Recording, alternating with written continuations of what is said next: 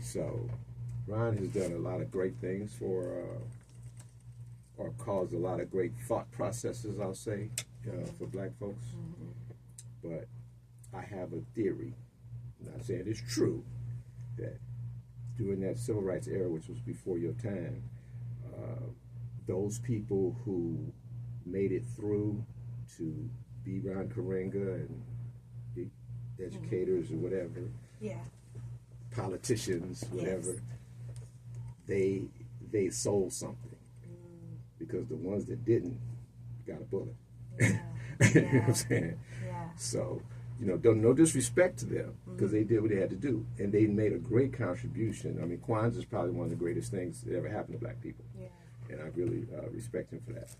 But those who were really on the front line, like Malcolm, Martin, Edgar, they got a bullet. That's the one thing consistent. They all got pops. So how come y'all didn't get popped? Because y'all was, making it. You weren't against us, but you were making it a little easier. You were softening it a little bit. Your approach was a little softer. And which is good, because you need to come from more than one direction if you're trying to engage the consciousness of a people. You can't just all be, let's fight. That's right. That's right. Yeah. All angles, like you said. Yeah, I got to get me one of those and start taping, because I don't know, I'm just old and lazy, I guess.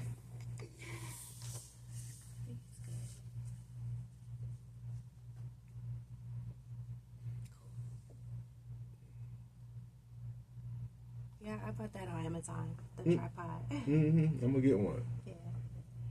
It looks like you have cameras set up. No, he podcasts.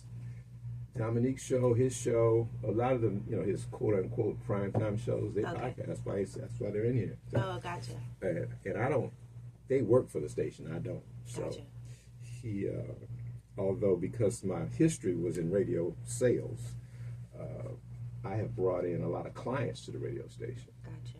So one of these days, I'm going to sit down with him and say, look, you got a lot of people on the air, especially your little weekend people, okay? None of them bringing you a dime. And since in the 3 years I've been here, I've probably had people spend close to $200,000 on this station, collectively. Yeah. And I don't think anybody else is doing that. So I'm going to say, man, I think that's worth turning these cameras on. But the chief engineer, he told me, just do my own thing. Yeah. Because if he does it, then the content will belong to him, not me. Yeah. That's a big difference. Yeah. So I'm probably just going to break out of my shell and start doing it. Yeah, I'm thinking you might need 2 phones, because this one only captures my side. So you'll need maybe 2 to get both. And then, in editing, you could switch back and forth. Right. Yeah, that'll be cool.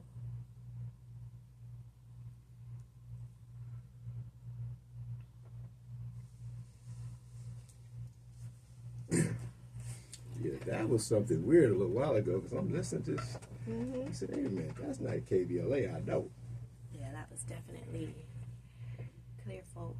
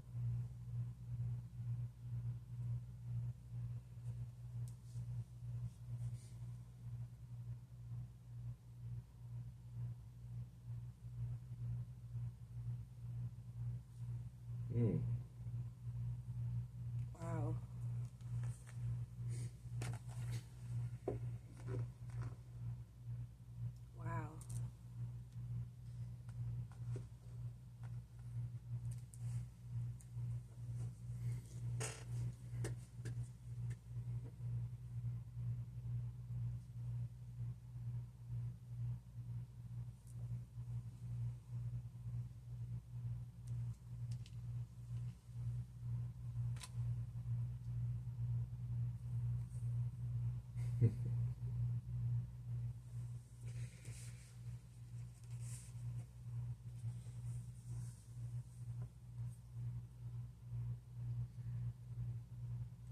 a couple of weird things going on this morning. Now they playing the news over again, a different one. Oh well.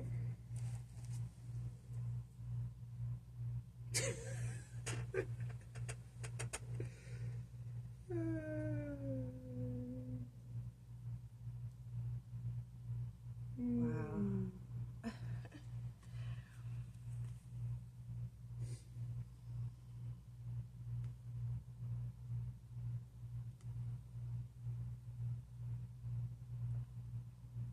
Why an executive order for that, though? It's petty. It's petty stuff.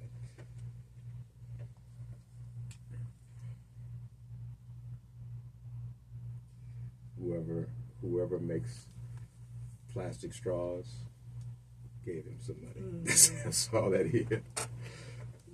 I think it's just as basic as whatever Biden did, he wants to undo. Yeah, but it appears that way because he wants to keep us distracted. Mm-hmm. And I tell people, for the last 10 years, I've been telling people, if you want to minimize Trump's power, stop talking about it. Talk about something else. Yeah. But every time we get together, he becomes the focus of attention. You've given him power. At least the book I read says that. Don't talk about it. Don't speak it if you don't want it there. Right? It's true. Absolutely. All right, we ready to go. Yes.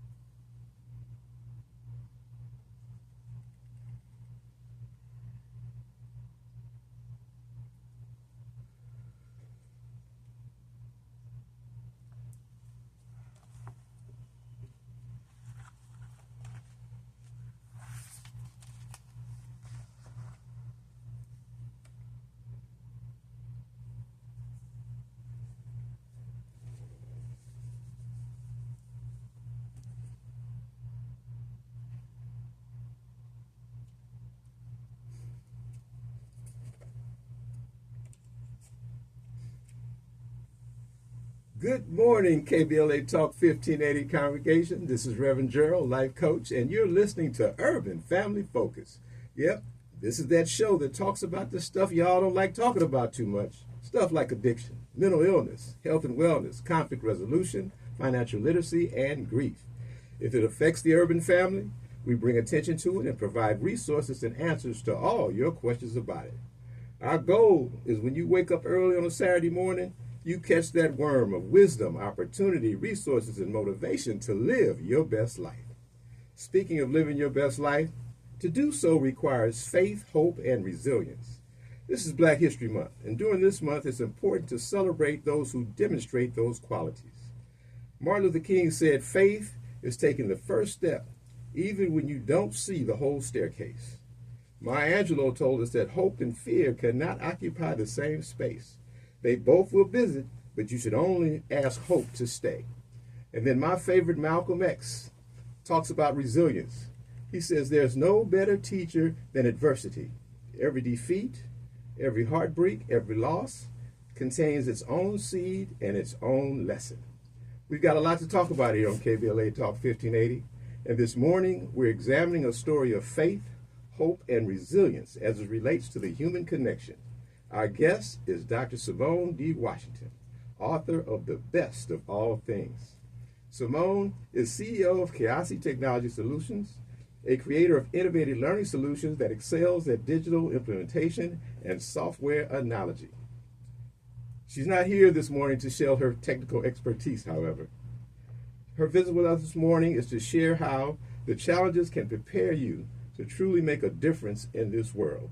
Dr. Simone Washington, welcome to Urban Family Focus. Thank you so much for having me. I can't think of another place I'd rather be right now this morning.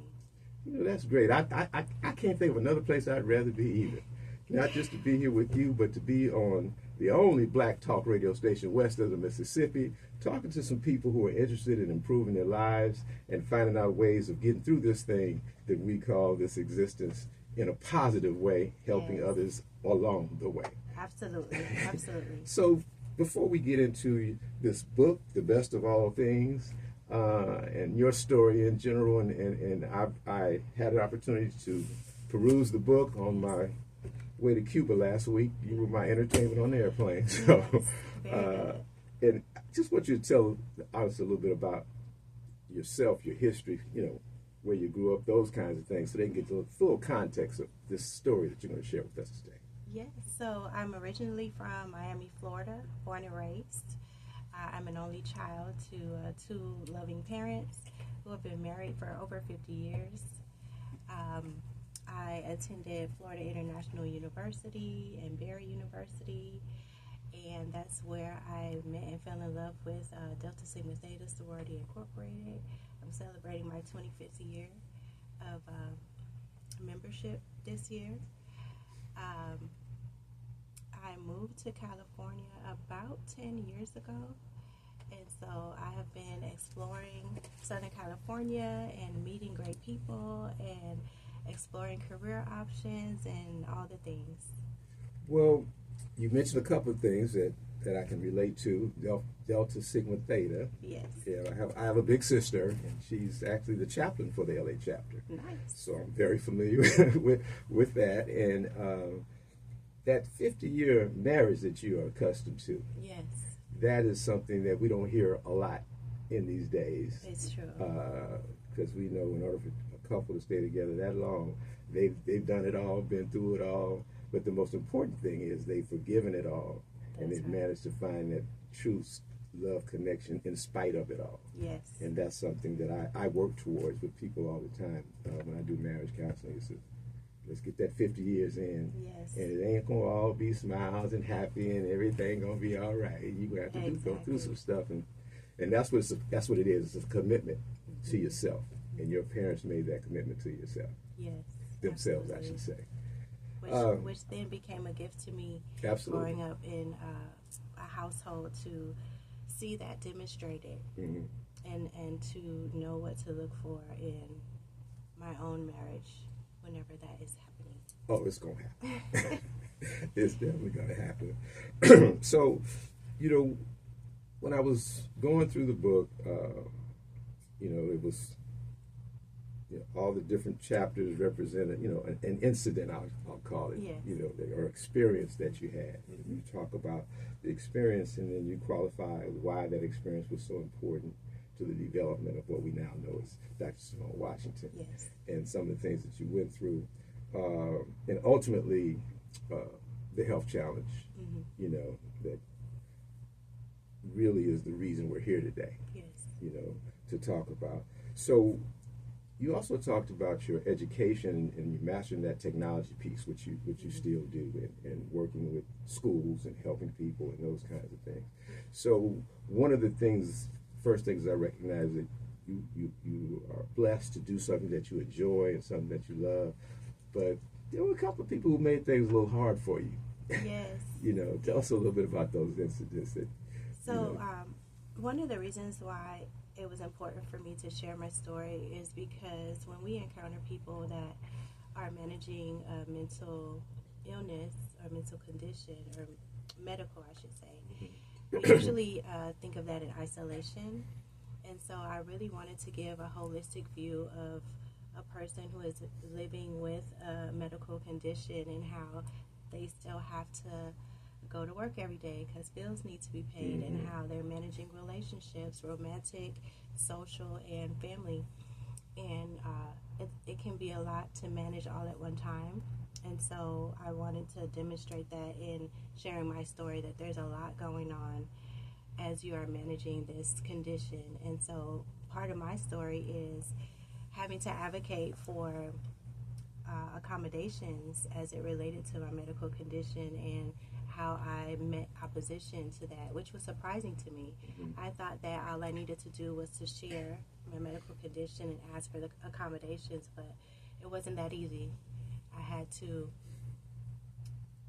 had to escalate to the ADA department to advocate on my behalf in order to get what I needed to stay healthy. Yeah, and that unfortunately happens a lot in I'll use the term corporate America or the workspace.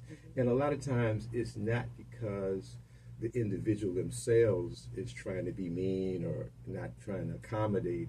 They're using the playbook that they were given.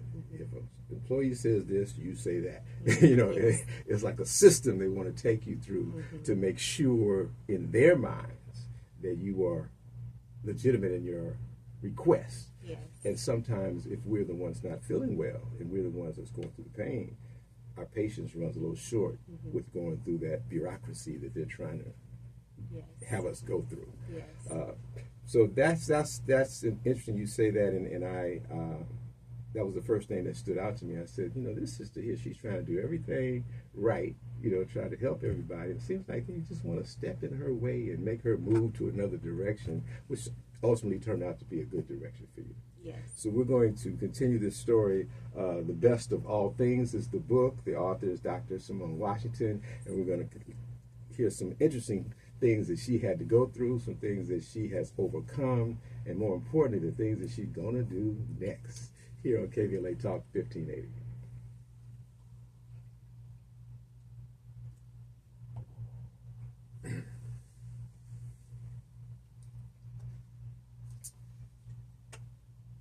So this next segment, when we come back, is the big one. 15 minutes of uninterrupted. So we'll try to get as much in as possible. So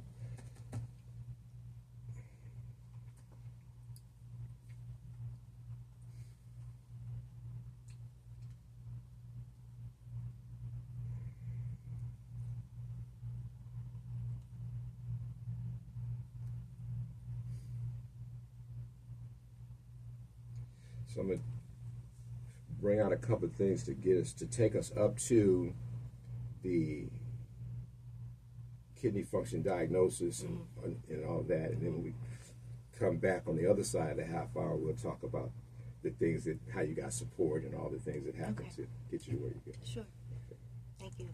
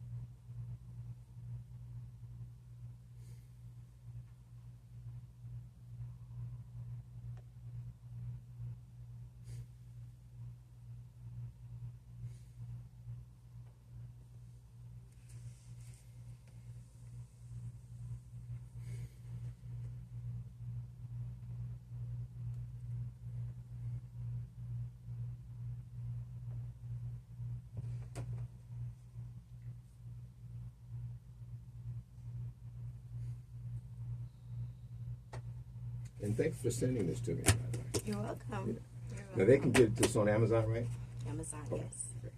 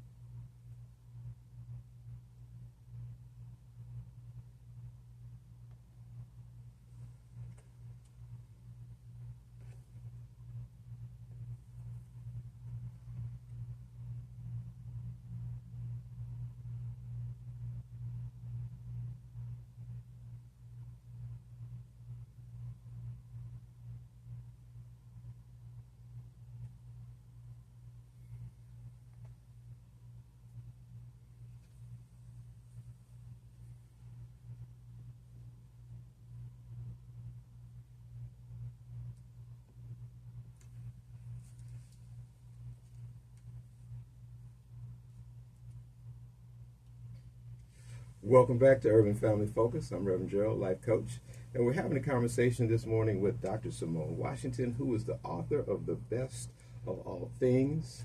And we're going to get into this story that she outlines so clearly for us in the book.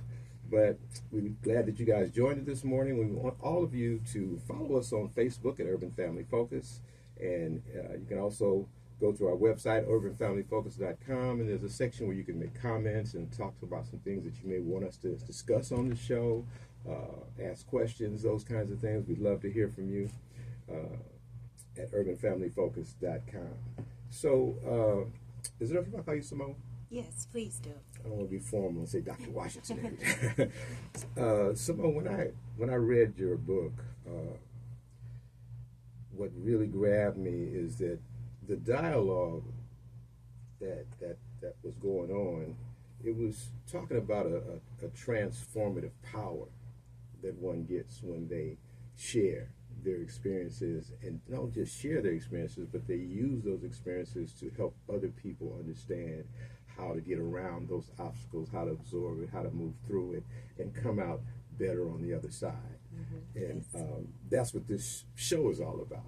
Talking about things like addiction, mental illness, health and wellness, grief, conflict resolution, getting our community to not be subjected to the stigma associated with issues, but to understand that we all got issues. Yes. Stuff's going to happen. Absolutely. We got to figure out a way to get through it. And fortunately for us, there's a power and presence within us that we refer to as God, and whatever your reference is, that we can use, you know what I'm saying, to move us through. And you are a good example of that. And one of the things that told me a lot about your character as I was reading through is that this thing started on a mission. You actually got together with some ladies and went to Jamaica, I think it was, to help folk. That was the initial thing that you do. And I just did one last week to Cuba, so I was going on a mission, taking some toys and gifts and things to kids in Cuba, and I'm reading your book, and the first thing I read is about your mission in Jamaica. Yes. There were some coworkers of mine at the time that felt a need to do something shortly after Hurricane Ivan, and so we got together, and at that time you could get 2 large bags of luggage on a plane for very cheap back then. So she just needed more people to come with her so that we could have more space in the luggage to bring just support aids and items to people who had suffered through Hurricane Ivan. And so that was the mission. We went to send things, but while we were there, we went to orphanages and hospitals, and we laid hands on people and prayed for them, for their healing, and for their situations to get better, and for them to get closer to God and build that relationship with Him. And so it was a really life-changing experience, and I was glad to be a part of it.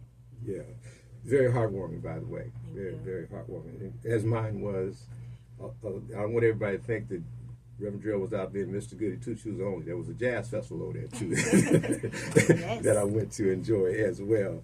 And then as we continue on, you know, when you were a young woman and looking to establish your independence professionally and otherwise, and you tell a story about an apartment that you were living in, and something weird happened. Yeah, so I was 24 years old. I had just finished grad school.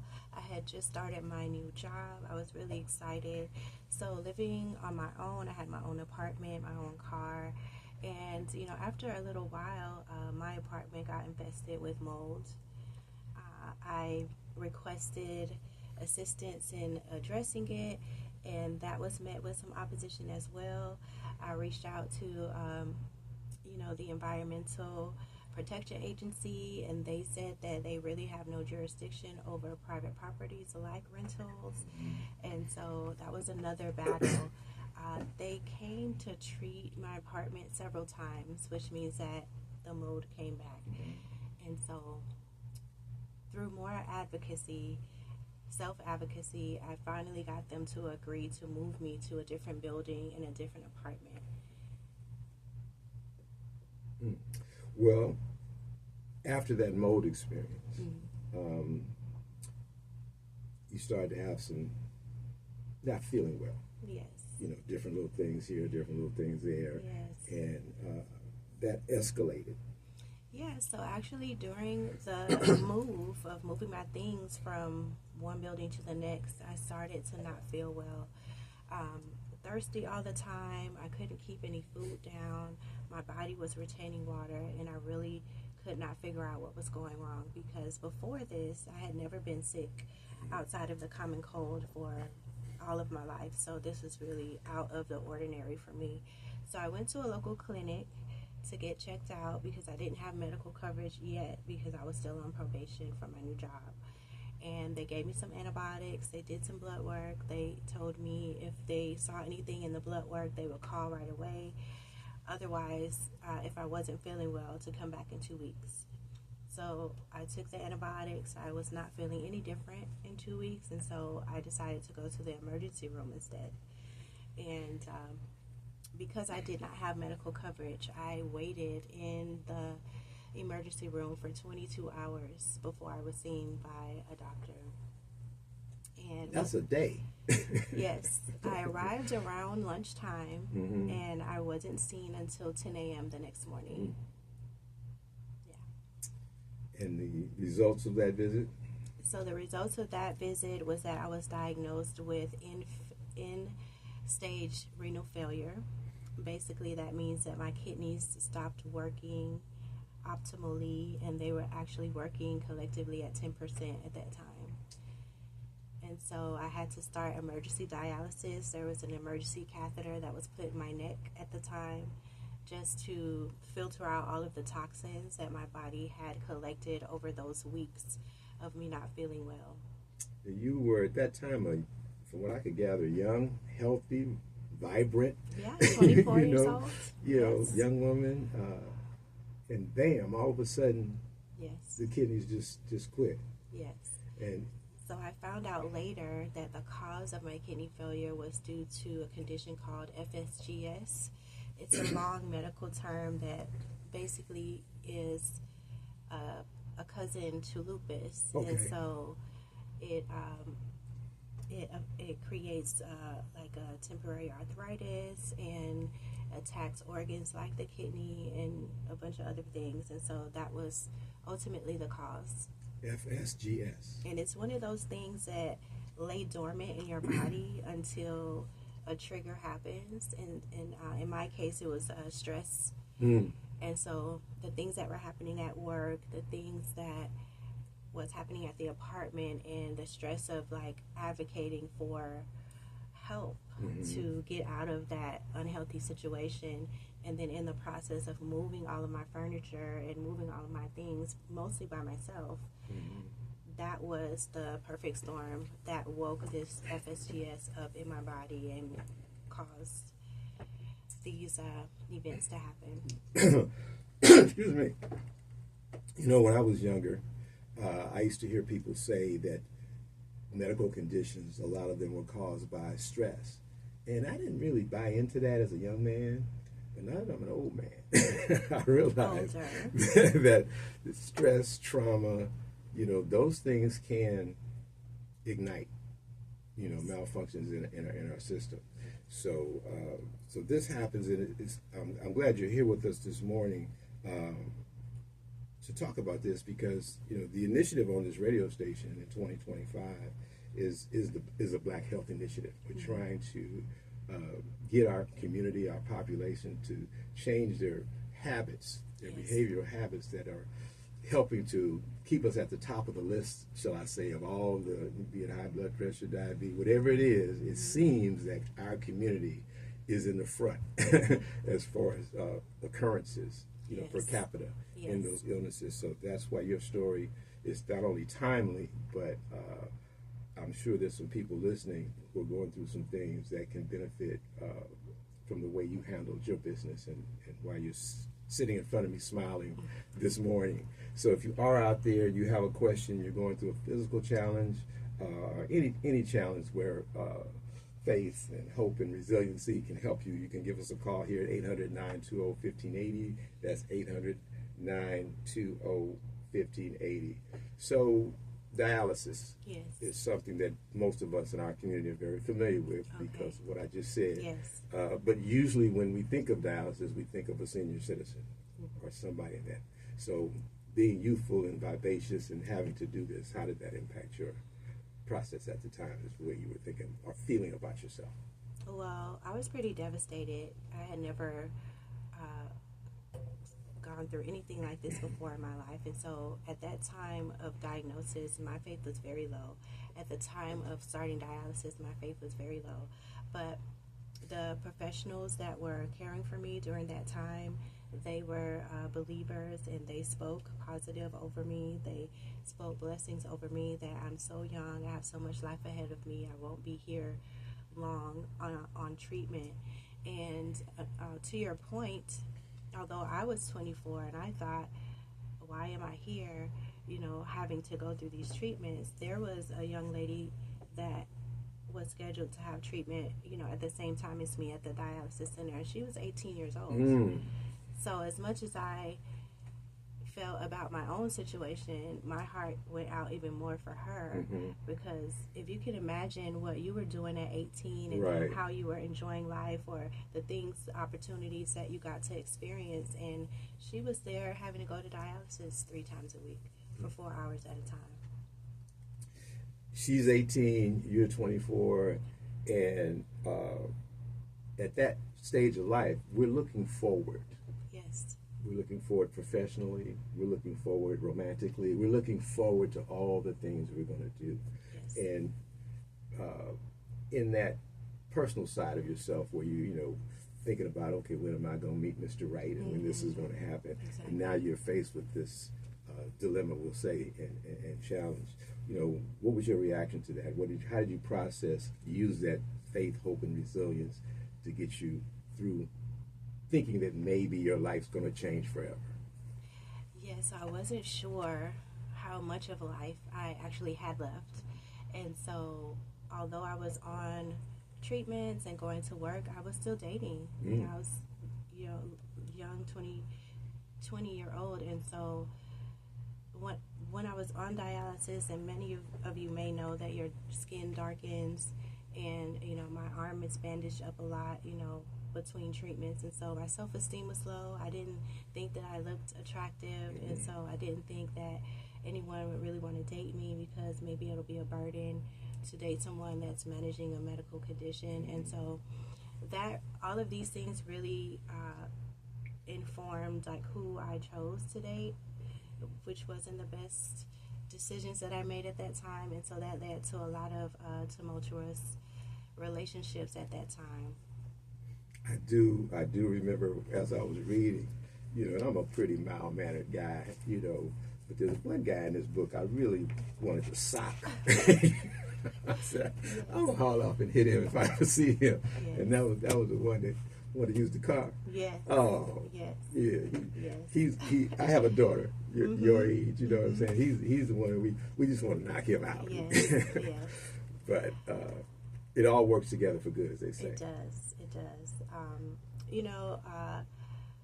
After the medical professionals speaking so positively over me, and having a community at work and, at church who were praying for me, that really did help me to develop my faith in that time and build my faith. So to a point that I got to, that I could pray for myself and believe for myself that this was not the end for me, and that God had more in store for me. So really praying for others and being that community for people really does make an impact. It definitely made an impact in your life. And if I hadn't mentioned it before, from the very first page of this book, The Best of All Things by Dr. Simone Washington, to the very last page, the one thing, common theme through every page is your faith, and how much I would say support you got from those that you interface with, as pertains to giving you a word of inspiration, giving you a word of comfort, and of course we all know prayer does work. Yes, yes, it does. It does work, and it worked for you, and I'm glad that it did, because you're sitting here in front of me. If I didn't know, if I hadn't read this, yes, there was no way I would perceive that any of these things that are in this book has happened to a beautiful young lady like yourself. And I would not imagine her sitting in front of me smiling. We're going to continue with Dr. Simone Washington, the best of all things, when we come forward here on KBLA Talk 1580.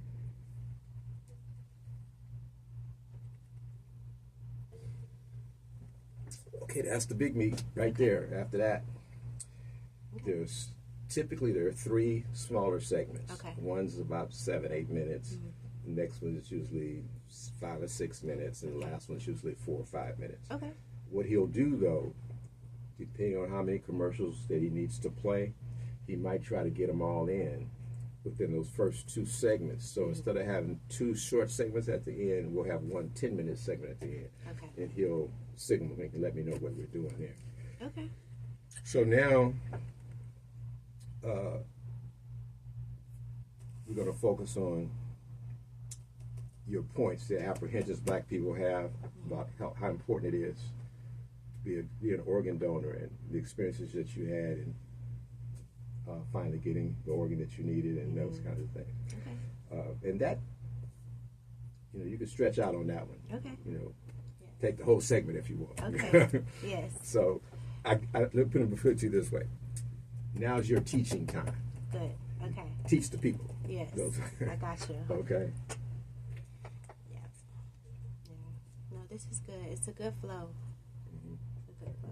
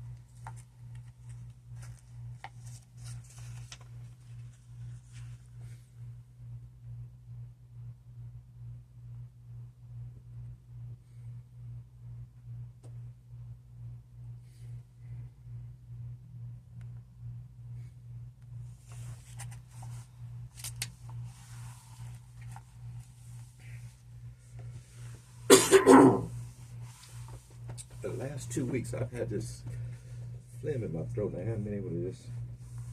Doesn't affect me at home. But as soon as I get here, I can't.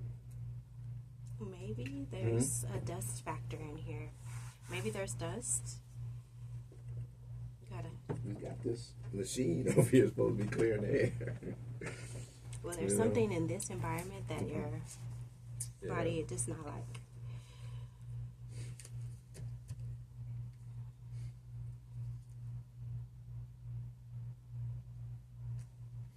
When I came back from Mexico, I had a similar issue. It was a lingering cough and phlegm every day.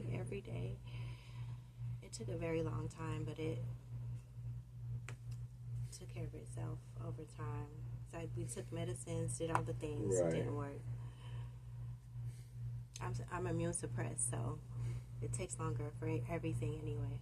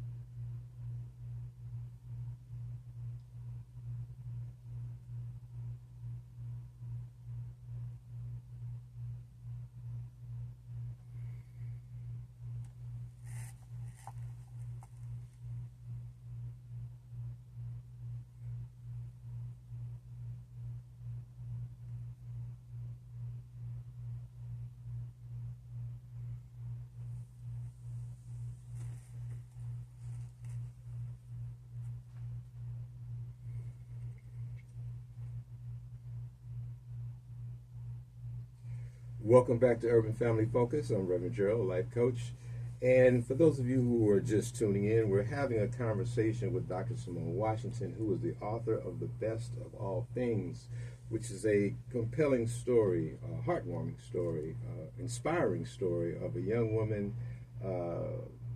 vivacious, highly educated, doing well, looking forward to a great life and raising her own family and doing the things that we all aspire to do when we're in our mid-20s, and found herself in a kidney failure situation, which dialysis resulted in ultimately an organ donation had to take place. And one of the reasons that you wrote this book you were sharing with me was to talk to our folk a little bit about the apprehension some of us have about registering as organ donors and how important that is, one of the reasons you're here today.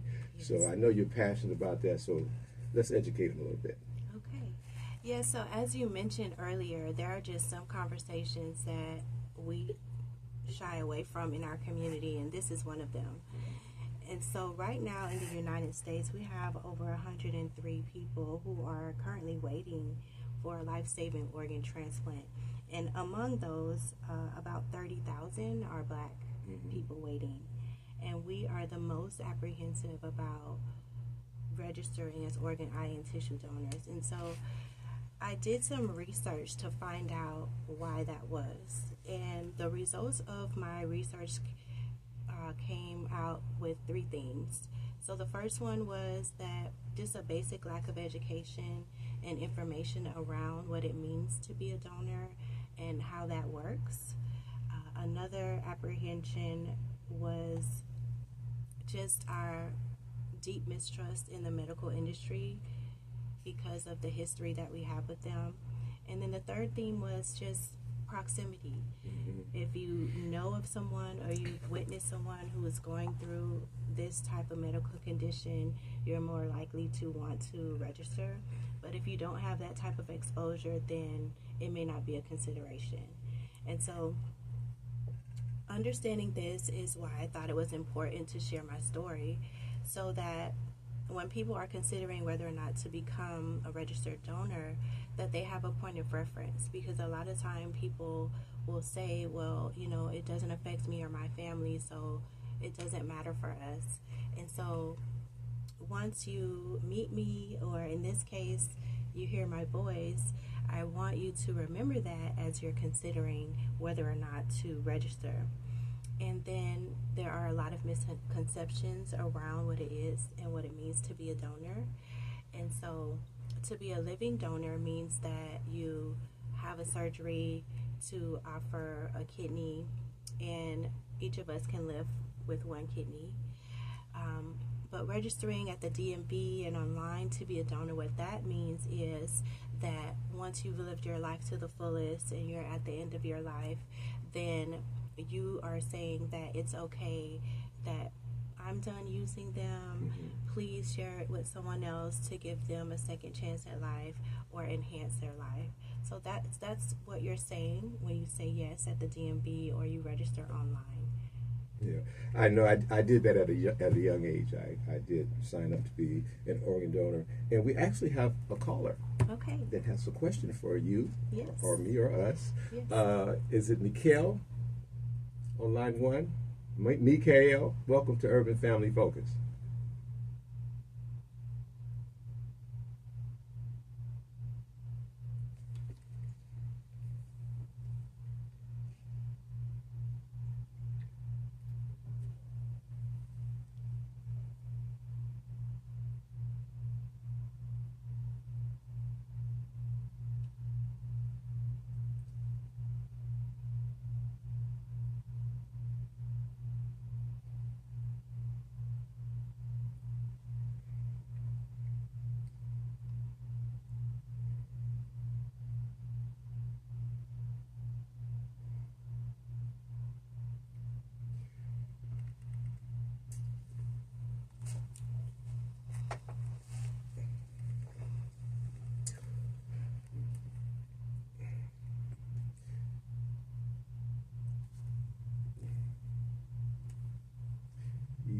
Yeah, I'm with you, my brother. all I can say to you is that detoxing and natural healing is something that we all should participate in. This being Black History Month, Martin Luther King made a statement that I quote sometime, and he talks about religion, and he's talking about all religions and what it does for humanity and how important it is to have faith in a religion. But he also says that science and religion are not rivals. So, there's a conversation we can have about it, but I appreciate where you calling in and enlightening us. But, and I'm sure our guest here has a comment for you, but we all do the best we can to live our best life and take care of our bodies and those type of things. And it's funny you should call, because one of the questions I was going to ask her, because I know not just your religion, Seventh-day Adventists, there's a lot of, not Seventh-day Adventists, Jehovah's Witness, a lot of religions don't believe in doing anything as far as blood transfusions, those kinds of things. So, interesting, glad you called, and I'm going to give Dr. Simone an opportunity to respond. Yes, I thank you so much for calling in with that question. That is one of the top myths and misconceptions around organ, eye, and tissue donation. The truth of the matter is that most religious organizations believe in organ, eye, and tissue donation. The foundational agreement and understanding is that we want to help extend the life of someone else. We want to lend a hand to a brother or sister in need. And so a lot of people think that religious organizations would not be in agreement with this, but the truth of the matter is that they are. And even in the Christian faith, there is a scripture that says that one lays down his life for his brother. And so again, and the other thing about it is that there is no blood transfusion or no sharing of blood in the organ transplant process.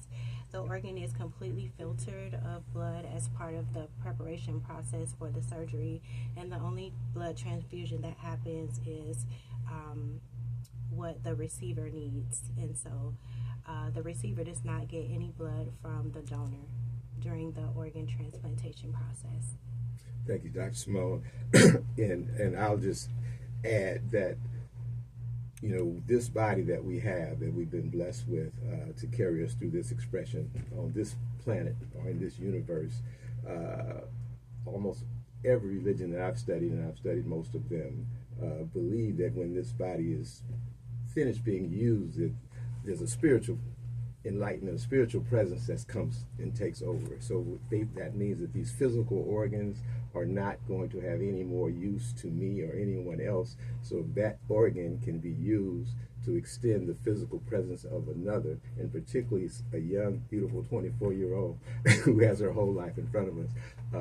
I, for one, and I've been doing this ministry thing for many years, I'm all for that taking place. But I also agree that we should do everything we can possible to take care of our bodies in a natural way.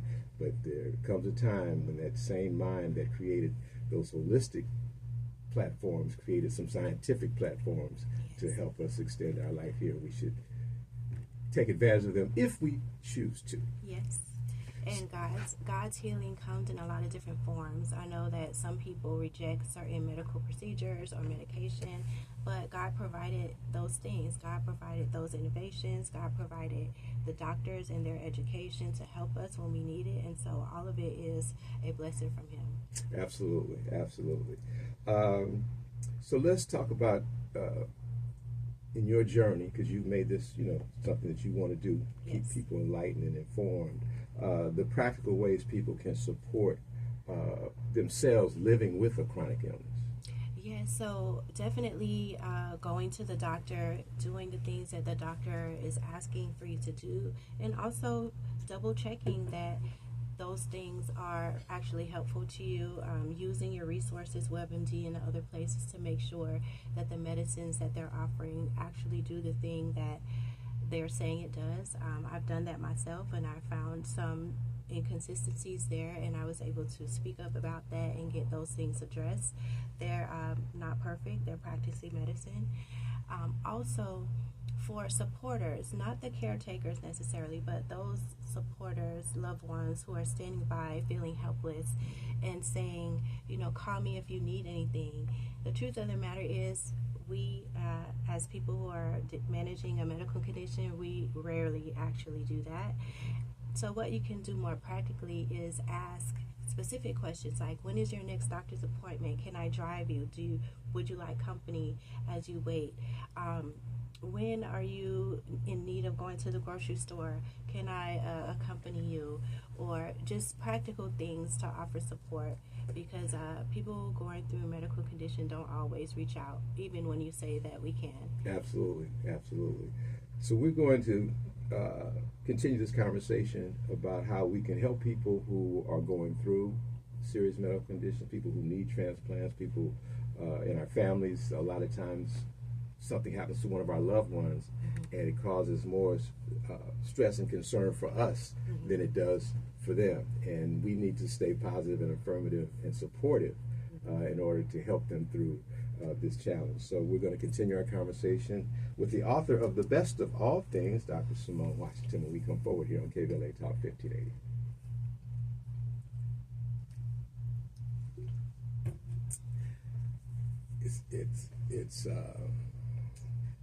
I wasn't here last week because I was out of town, but I had pre-recorded a show. But the last time I was here, I got it. This must be a new listener of mine, because this is the second time he's called, and it's always the same thing: Hebrew Israelite. I got it, bro. Yeah. But that's what you do. Yes. It's a billion people on this planet, and they do something different. So, Yeah. But I appreciate the question, because a lot of people were probably thinking about it. Oh, but I was going to ask you when you were talking, because I know, people who are, Jehovah's Witnesses. have friends who grew up in that faith, and they, same thing, no different from what he said.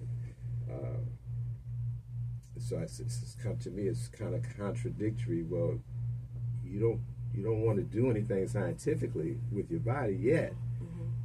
Ain't nobody getting out of here alive. The body has no use, But then there are some who believe that we're going to be restored to these bodies when Jesus comes, and that's a misread, in my opinion. I also because the term body is referred to scripturally. They're speaking of a spiritual existence, not a physical existence. And I also know that this question comes from people who are not actively practicing their own faith or the faith that they're talking about. Right. Because if they were and they had a conversation with their leaders, they would get a different answer. And they actually do support this. Yeah. Are we doing good?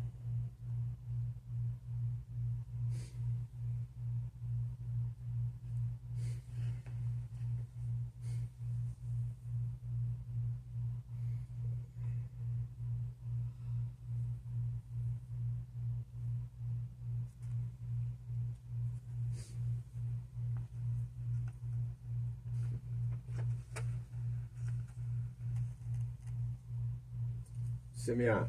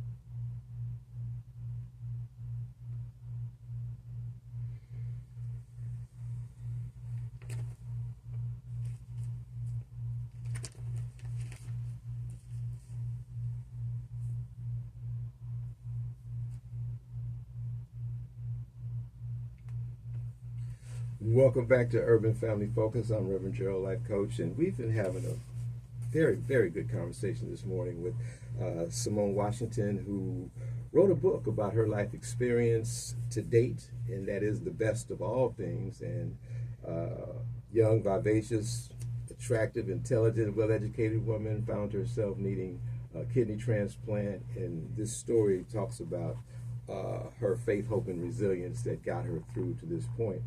And I can imagine being in your mid-20s, having this in front of you. It caused you to have to rethink, because like you said earlier, you didn't know how long you were going to be here. So at that point, you had to kind of rethink what it meant to leave a legacy, to leave something that would help people. And this book is a part of that legacy. Talk to us about your thoughts along those lines. Yeah, so typically when we have a conversation about legacy, most people think about the financial situation they would like to leave their family and their kids in, or properties that they would like to leave for their family. But I would like to challenge that thought, or add to it, to say that this could be another way to leave a legacy. And so my donor was an 18-year-old young man who lost his life due to gun violence, and his family at the time decided to donate. And that is how I am here speaking with you today. And so going through loss and having to make that type of decision at the same time is very difficult. And so I encourage us to decide for ourselves if we want to be donors or not. And if we do decide to become donors, that we would register and that we would have that conversation with our families to lift that burden of having to make that decision at the time, if it ever came to that point. And I would also have people to reimagine what they think of when they are thinking of what does it mean to leave a legacy, and what would I want my legacy to be. And one of those things could be that you're a registered donor, and so your legacy is like how many lives you've saved and how many other lives you've enhanced with your decision to be a donor. Absolutely, absolutely. And again, we do understand that everybody has their own way of looking at life, and everybody has their own way of looking at death. And I often remind everybody that knows me and my listeners, ain't nobody getting out of here alive. Yes. So Yes. We need to prepare financially, as you mentioned, big on talking about living trust and those kinds of things, making sure we leave a legacy for our families. Yes. But what you're referring to is a different kind of legacy, and it's something that it's a choice. Yes. Everybody has a choice, and you and a lot of other people, including myself, encourage people to make a choice. Yes. And unless it's something that is just totally against, what you were taught, believed, and raised, we respect and honor that as well. But the bottom line is we need more black folk. Yes. To step up to the plate and make themselves available for that when they no longer need those organs, because they are young people, 18, 19, 20-year-olds, maybe even younger, who have their whole life ahead of them. And this great mind of God that we worship and adore has created these scientific things that people have discovered, uncovered, and are now using to extend the lives of people who have a need for an organ donation. Yes. So we're glad that you are a leader in pushing that forward. And I know that if anybody sat in front of you as I'm doing and had an opportunity to see the smiling face and what the result of what you experienced, they would be more than inclined to help someone themselves. Yes. So this book, I'm sure it's available on Amazon. Yes. Most people, when they write a book, there's a dedication. There's something deep within them that they want to say on top of what's in this book. There's an impression they want to leave. There's a feeling they want to generate in the reader. What was that for you? So I really did reflect on my time on dialysis, and I met all kinds of people who were having treatment at the same time as me. And I also watched how some people lost hope and lost faith, and they stopped coming to treatment. And I also saw how sad and depressed some people were because of how long they have been waiting and just really, really believing God for their miracle. And so I dedicated this book to everyone who is currently undergoing dialysis treatments as a way to offer hope and encouragement with my life being an example of what could be for them as well. And I believe that anyone going through a medical condition can draw inspiration from this book as well, and just to keep the faith and keep believing God for the thing that you desire in your heart, which is to be healed and continue to live your life and be an example and have a testimony to share with others. Absolutely, absolutely wonderfully said. And you feel that when you read your text, you feel what you just said. That's what I felt. Thank you. So we're going to wrap this up and give you a little opportunity to tell people a little bit more how they can get in touch with you and where they can get this book again when we come forward here on KBLA Talk 1580. Oh, no break. So let me just share this with our audience. One of the things that out of this faith, hope, and resilience statement that you have on the cover of your book, the one that stood out to me the most was resilience. Mm-hmm. You know, and there are literally 4 pillars of resilience. Mm-hmm. And there's mental, there's physical, there's social, and of course there's spiritual. Yes. So that mental is that ability to cope with those challenges and paying attention to your needs and feelings and practicing positive thinking mm-hmm. through that experience. Physical is the ability to adopt and maintain healthy behaviors. As the gentleman was mentioning before, we have to maintain healthy behaviors, which includes working out regularly and monitoring our physical stamina. Social, the ability to build and maintain social networks. You mentioned the connections, human connections, connecting with others, and valuing interpersonal relationships is very important when you're in a challenge such as what you've experienced. And of course, the most important thing is spiritual, the ability to adhere to our beliefs and principles and values that develops perseverance as a part of our perspective that we take on during these times. Resiliency is the ability to function well in the face of adversity. Yes. It involves being optimistic, persistent, and even when we're faced with certain setbacks. You've done all those things. You've written about all those things. How can people get in touch with you? So follow me on Instagram at Simone Washington, SOMONE. The book is available on Amazon, and I'm happy to connect with everyone. Thank you for being with us this morning, Simone, here on Urban Family Focus. Again, you can follow us on Facebook. You can go to our website, Urban Family Focus, and leave us a note of some things you'd like us to talk about. Urban Family Focus is produced by Larita Shelby. I'm Reverend Jerrold. Thank you for joining us. Black Lives Matter is next.